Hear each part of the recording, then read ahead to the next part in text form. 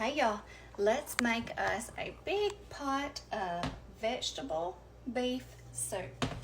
I've got about a pound of ground beef in here. I'm just going to cook this down. Now what I'm going to do with this, I'm going to cook it about halfway, get that fat out that has cooked out, and then I'm going to toss in my onions and my celery and start seasoning it up a little bit. If y'all have watched me very much, you know I don't usually keep in any of the ground beef fat at all. However, why is this smoking? Goodness gracious, what have I got going on here?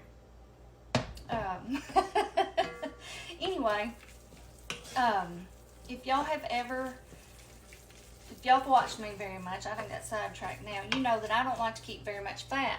However, whenever I do my vegetable beef soup like this, I do like to keep in just a little bit. It just really does flavor the soup. As much as I hate to say it, it really does. So I'm going to cook it, like I said, about halfway, get the grease out, and then we're going to start just adding the rest of the stuff in.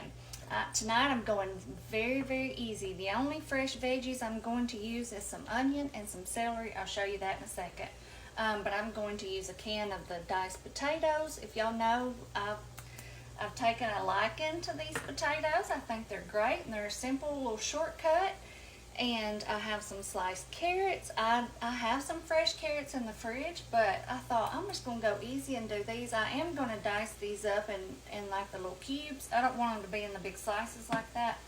And then of course I have a can of just the mixed vegetables here, and then I have some other stuff that I'm going to put in. But those 3 cans that I just showed you, I'm going to put those in my strainer, rinse them, drain them really good, and rinse them. So I'm going to do that real quick. I'll come back and then we're going to just start tossing everything in, y'all. Alright, y'all. So our ground beef has cooked down about 3/4 of the way, and I got that fat out. I just took my paper towel down there, so we will have just a little bit more that cooks out, but not very much.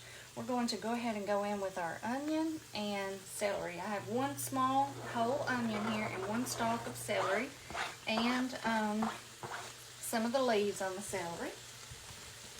Gotta have a lot of good onion for sure. Y'all, whenever this soup that I'm wanting to make tonight, I'm trying to make it similar to my grandmother's homemade vegetable soup. You know, she had a huge garden, and so she would can tomatoes, of course.